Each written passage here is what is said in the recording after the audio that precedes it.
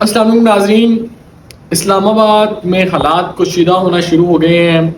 اور اگلے 72 گھنٹے پاکستان کے لیے بہت ہی اہم ہیں۔ اسلام آباد میں آرٹیکل 245 کے مطابق 15 اکتوبر تک کے لیے فوج طلب کر لی گئی ہے اور اسلام آباد کو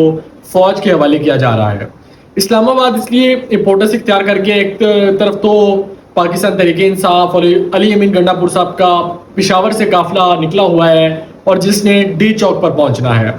دوسری طرف بلو ایریا کے ارد گرد پاکستان تحریک انصاف کے کارکنان جمع ہونا شروع ہو گئے ہیں جو کہ پشاور اور لاہور اور بلوچستان سے آنے والے قافلوں کا انتظار کر رہے ہیں، اور اس کے بعد پاکستان تحریک انصاف کا ڈی چوک کی طرف مارچ کرنے کا پلان ہے اور ایک طرح کی اسلام آباد کے اندر ایک ہنگامہ رائی اور اس طرح کی سچویشن کریٹ کرنے کا پلان ہے۔ اس وقت اسلام آباد ویسے بھی بہت اہمیت کا حامل تھا۔ ملیشیا کے وزیر اعظم اب سے کچھ گھنٹے پہلے ہی واپس گئے ہیں، وہ موجود تھے، ان کا جو ڈپارچر ہے وہ تو سکون سے ہو گیا، لیکن پاکستان شنگھائی کوآپریشن آرگنائزیشن کا اجلاس، ایس سی او کا اجلاس جو ہے، پاکستان ایس سی او کا سمٹ وہ ہوسٹ کرنے جا رہا ہے، جس میں پوری دنیا سے فارن منسٹرز، پرائم منسٹرز شامل ہوں گے۔ اور ابھی یہ بھی لیٹسٹ نیوز آ رہی تھی کہ انڈیا کے فارن منسٹر جے شنکر بھی پاکستان کے میں آنے کا امکانات ہیں کہ وہ پاکستان میں آئیں گے اور وہ اس اجلاس میں شرکت کریں گے۔ اور اس تمام تر صورتحال کا فائدہ اٹھاتے ہوئے پاکستان تحریک انصاف اسلام آباد پر انکار کرنا چاہتی ہے اور اس سسٹم کو ڈی اسٹیبلائز کرنا چاہتی ہے، اور جو حکومت آئندہ آنے والے 10 دنوں میں آئینی ترمیم کرنا چاہتی ہے اس آئینی ترمیم کو بھی روکنا چاہتی ہے۔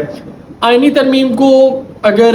فیکچول بنیادوں پر دیکھا جائے تو نمبر گیم تو اب نہیں روک سکتا، کیونکہ اس وقت پاکستان تحریک انصاف کے 7 ایم این ایز ایسے ہیں جن کا پاکستان تحریک انصاف سے رابطہ ہی نہیں ہے، یعنی کہ وہ دوسری سائڈ پر چلے گئے ہیں، وہ پیسوں کی بنیاد پر گئے ہیں، جس بنیاد پر بھی گئے ہیں، لیکن اس وقت پاکستان تحریک انصاف کے 7 ایسے ایم این ایز ہیں جو پاکستان تحریک انصاف کو ٹیکنیکلی طور پر چھوڑ چکے ہیں اور وہ اپنا ووٹ حکومتی بینچز کی جانب دیں گے، اور جس کے بعد یہ واضح امکان ہو جائے گا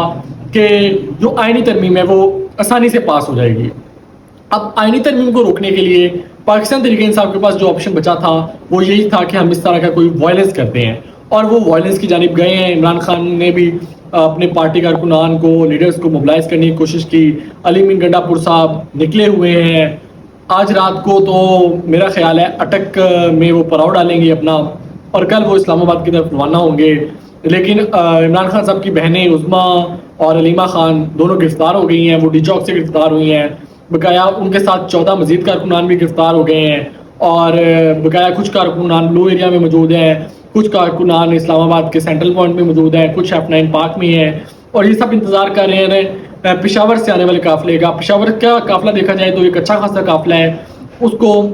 ساتھ شامل ہو کر یہ ایک مارچ کی صورت میں ڈی چوک جانا چاہتے ہیں، اور ڈی چوک کو مکمل طور پر کنٹینرز لگا کر سیل کر دیا گیا ہے، اور ڈی چوک کے گرد کوئی پرندہ بھی پر نہیں مار سکتا اس وقت، اس طرح کی صورتحال ہے۔ بقایا اسلام آباد جو ہے اس وقت مکمل سیل ڈاؤن ہے، تعلیمی اداروں سے لے کر ہاسپٹل تک، ایمرجنسی تک ہر چیز بند ہے، ٹرانسپورٹ اور کوئی روڈز کے اوپر کنٹینرز لگا کے مکمل بند کر دیا گیا ہے، یعنی کہ ایمرجنسی کی صورت میں بھی آپ باہر نہیں نکل سکتے۔